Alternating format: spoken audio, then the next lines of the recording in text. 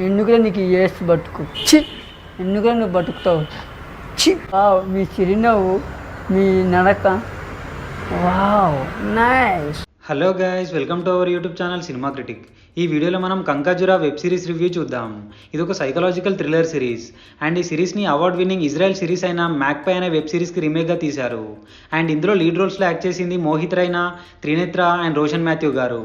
And ఈ series టోటల్గా 8 ఎపిసోడ్స్తో ఒక్కో episode around 30 to 45 minutes run టైంతో సోనీ లీవ్లో తెలుగులో స్ట్రీమ్ అవుతుంది. ఇక సిరీస్ చూశాక నా ఒపీనియన్ చెప్పాలంటే జస్ట్ పర్లేదు అనిపించింది guys. Starting 3 episodes interesting screen ప్లేతో బాగానే ఉన్నాయి, but after 4th episode graph మెల్లిగా డౌన్ అయిపోయింది.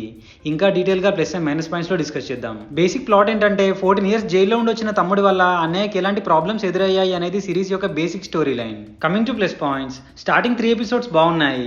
అశు అనే క్యారెక్టర్ వల్ల నెక్స్ట్ ఏమవుతుంది, అసలు అశు ఎలాంటి స్టెప్స్ తీసుకుంటాడు అనే క్యూరియాసిటీ బిల్డ్ అవుతుంది.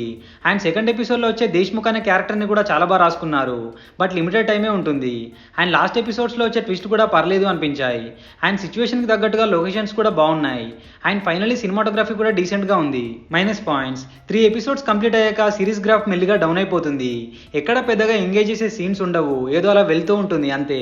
And too many characters development వల్ల మధ్యలో స్క్రీన్ ప్లే కాస్త నాన్ లీనియర్గా అనిపించింది. అండ్ రన్ టైం కూడా ఆల్మోస్ట్ 5 hours ఉంది. సో కొన్ని సీన్స్ ట్రిమ్ చేసి రన్ టైం కాస్త తగ్గిస్తే బెటర్గా ఉండేది అనిపించింది. అండ్ ట్రాన్స్జెండర్ రోల్కి కూడా పెద్దగా స్కోప్ లేదు, ఏదో బలవంతంగా ఇరికించేశారనే ఫీల్ వచ్చింది.